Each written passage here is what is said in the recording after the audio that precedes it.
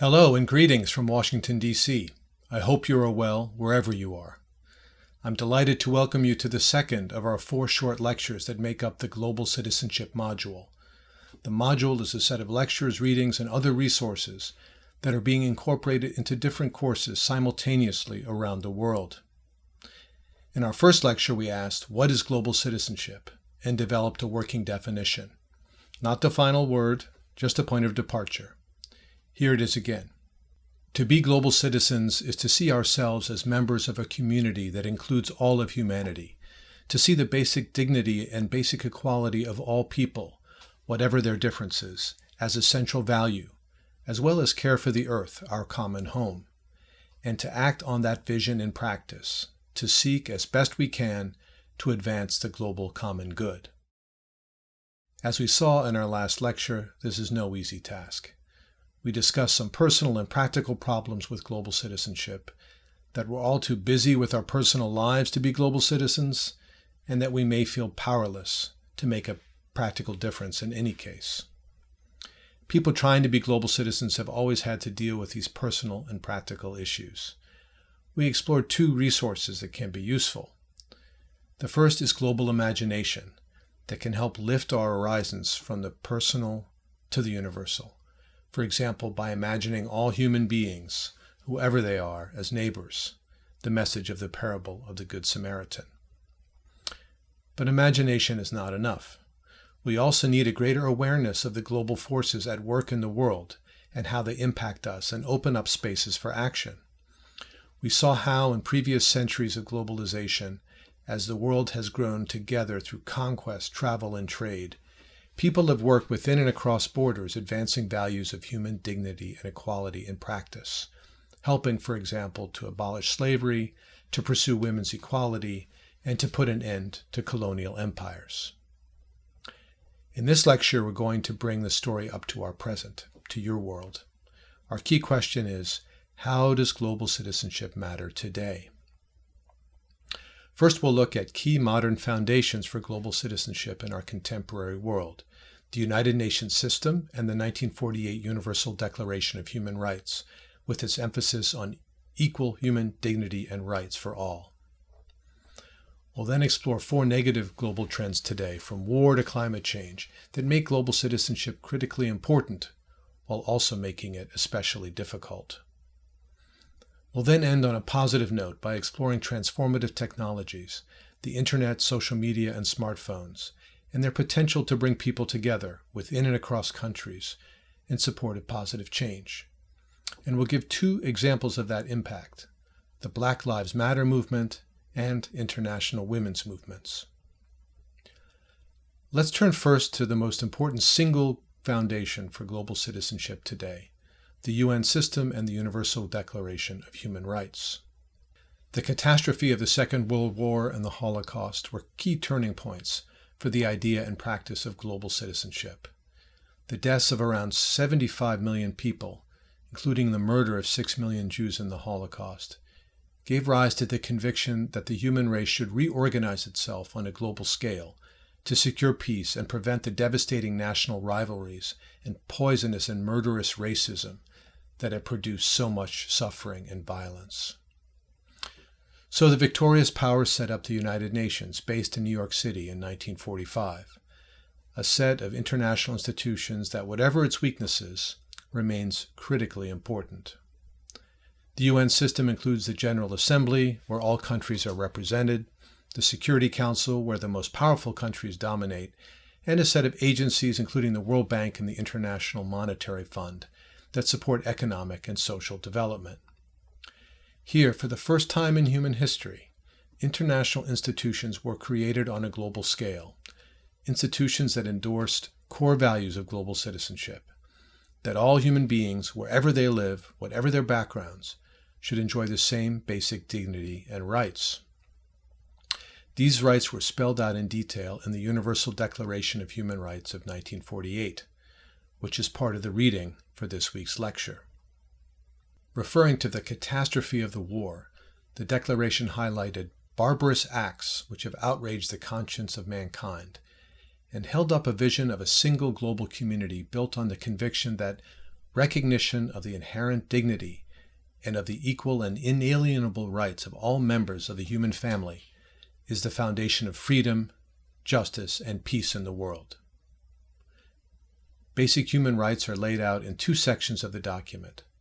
Political rights in Articles 17 to 21, including the rights to freedom of religion and association, and the right to participate in government through free elections, and economic and social rights in Articles 22 to 27, including the right to employment, education, housing, and health care.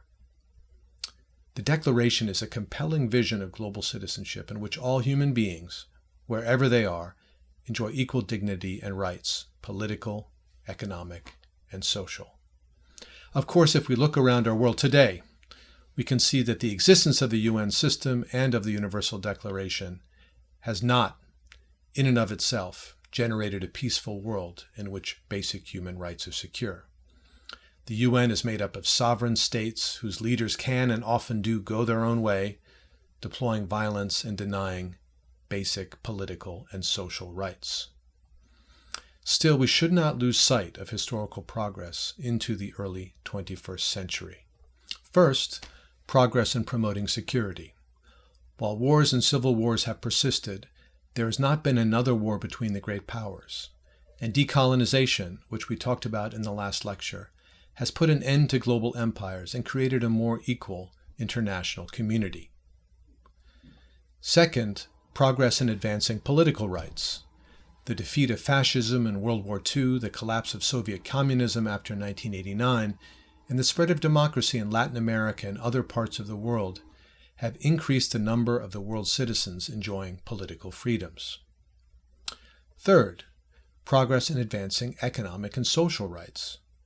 The establishment of welfare states, particularly in Europe, has strengthened rights to education, housing, and health care, and economic growth in the global south, especially in China and East Asia, but also in India and parts of Africa and Latin America, has reduced global poverty on an impressive scale. While this historic progress since World War II is undeniable, the period since the turn of this century, the period of your lifetimes, has seen the emergence of 4 negative global trends which continue up through today. You will be familiar with them, I am sure. Major wars and threats of war, new dictatorships and democracies in crisis, rising social inequality and resentment, and the global climate crisis.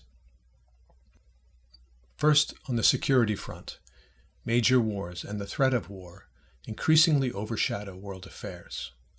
The Russian invasion of Ukraine in 2022 marked a return of war to the heart of Europe.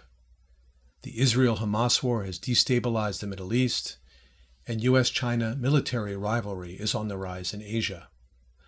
For the first time in living memory, war among the leading powers is a real possibility, while wars and civil wars continue in many parts of the world with millions of victims.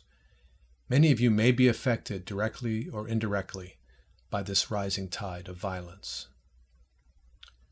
Second, on the political rights front, democracy appears to be in retreat.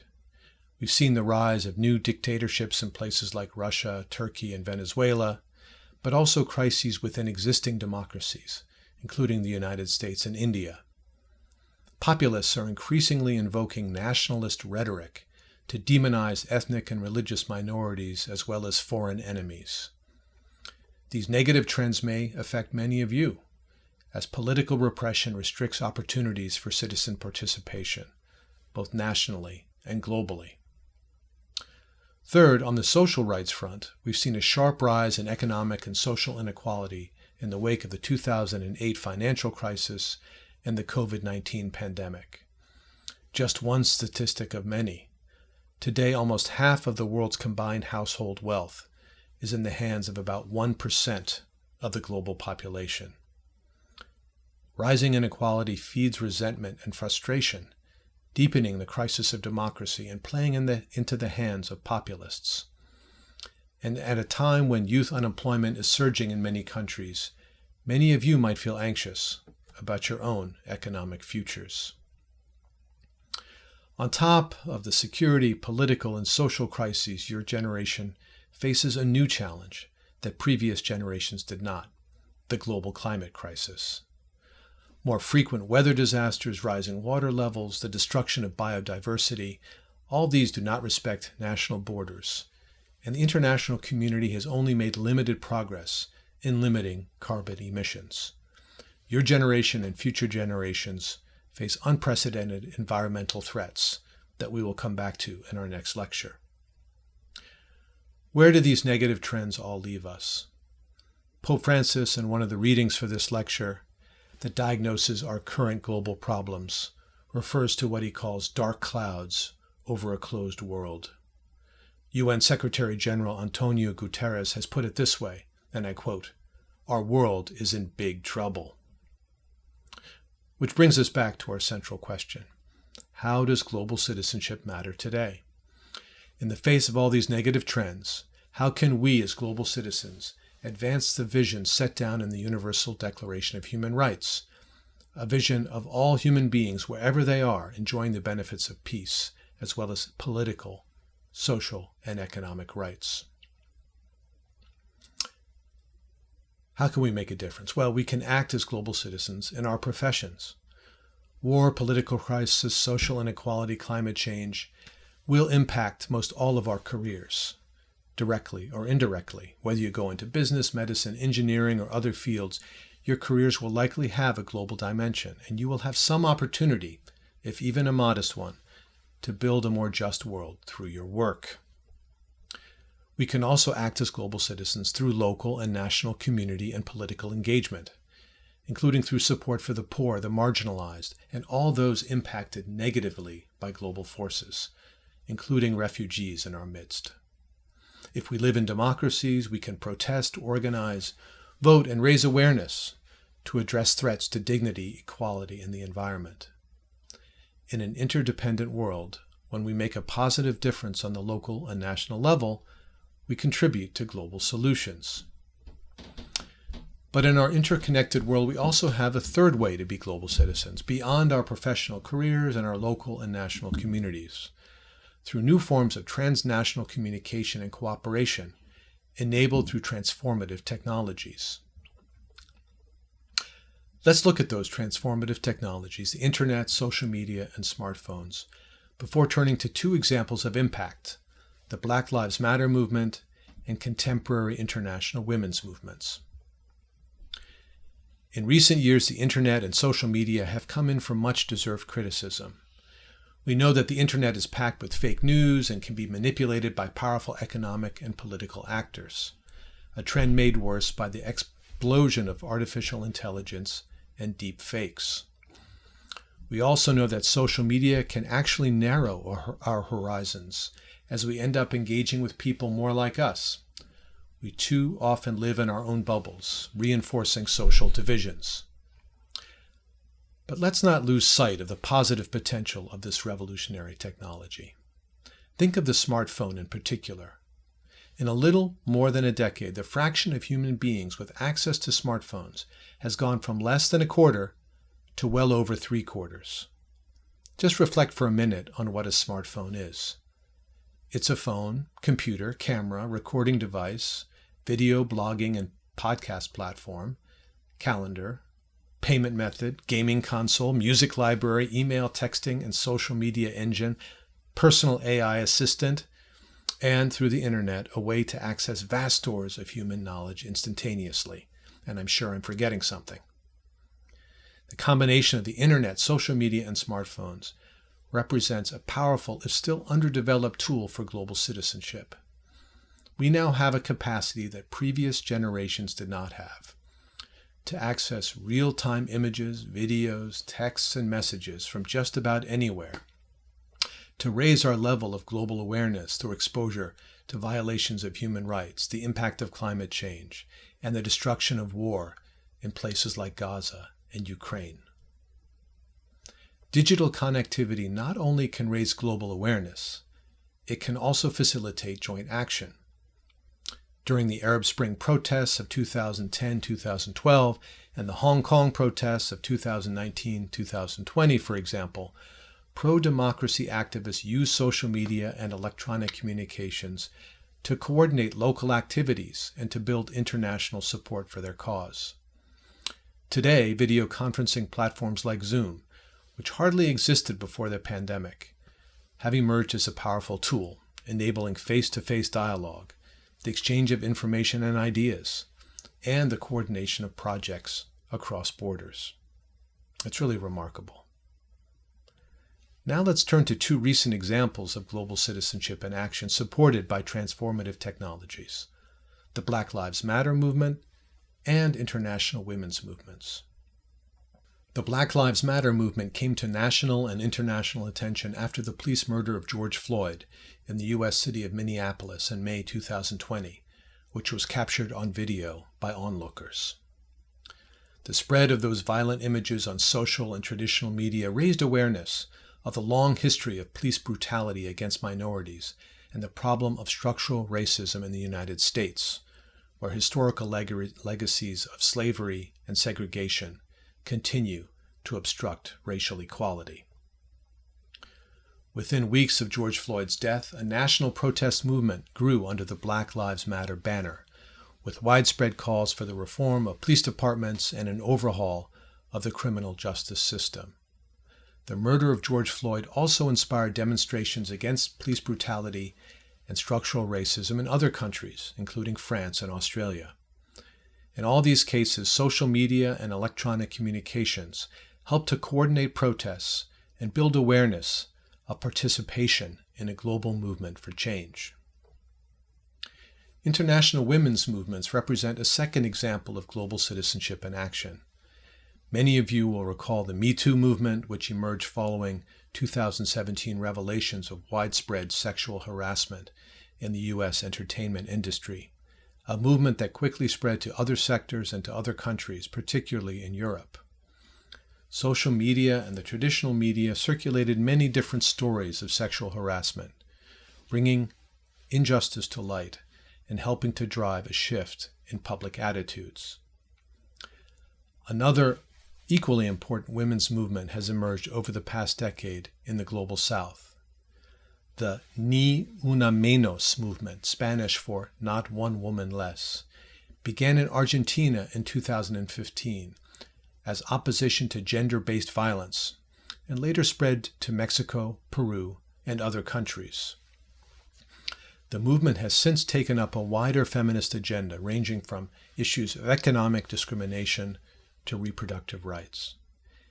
Innovative protests, including women's strikes, organized with the help of social media, have driven changes in public attitudes and government policy, including the establishment of a ministry for women, gender, and diversity in Argentina. Black Lives Matter and global movements for women's rights are just two examples of people working together at the local, national, and international level in defense of the full dignity and basic equality of all human beings everywhere in the world. Digital connectivity has also facilitated transnational mobilization around the rights of other communities, including indigenous peoples, refugees, children, LGBTQ people, and people with disabilities. It would be a mistake to overestimate the positive impact of digital technology and global citizenship. Really, we're talking about potentials as much as realities here. Most politics remains local and national, and negative global trends we've explored during this lecture, war, the crisis of democracy, the rise of inequality, will often undermine the ability of people to act across borders for positive change. Still, we need to look to the future. And looking forward, the future of global citizenship will depend on young people, on your generation, and the degree to which you identify with and pursue the values of human dignity and equality set down in the Universal Declaration of Human Rights a long time ago in 1948. In our next lecture, we'll turn to a value that was not of concern in that era after World War II, but has grown in importance during your lifetimes amid our global climate crisis, the value of care for the environment. The drive to protect the earth, our common home, is one of the greatest imperatives of global citizenship today. That's what we'll turn to in our next lecture.